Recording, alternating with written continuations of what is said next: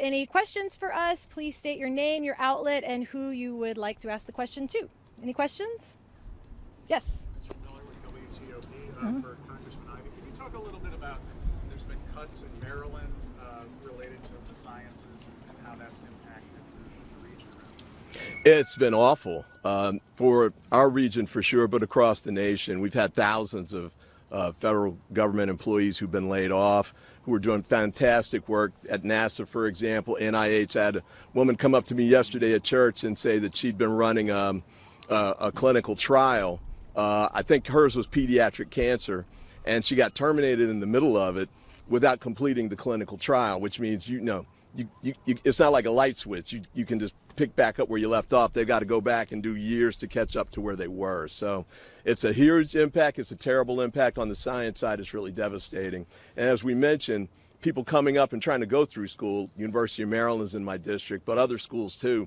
Harvard had a real challenge with respect to the administration attacking and trying to block people from going to school there who are on the science track. So it's undermining the country from an intellectual and academic standpoint, from a scientific research standpoint, and I think it's going to be devastating from an economic standpoint, as Mr. Nye pointed out. Oh, yes? Thank you very much. You mentioned you have so many federal workers in your district.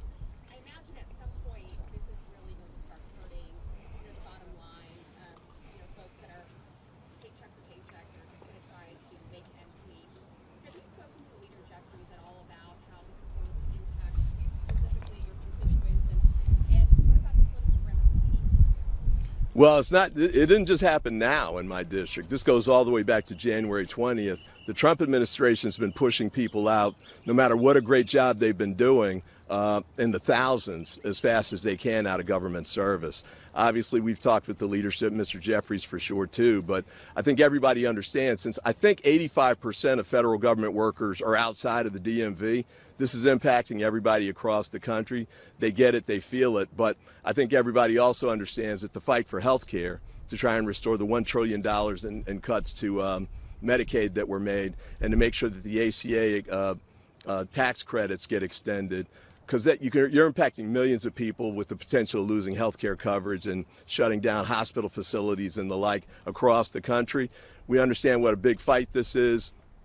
My constituents, even the ones who've been fired, even the ones who've been furloughed, even the ones who are struggling to make ends meet, at least so far what I've heard from them is that we need to stay in this fight and be in it to win it.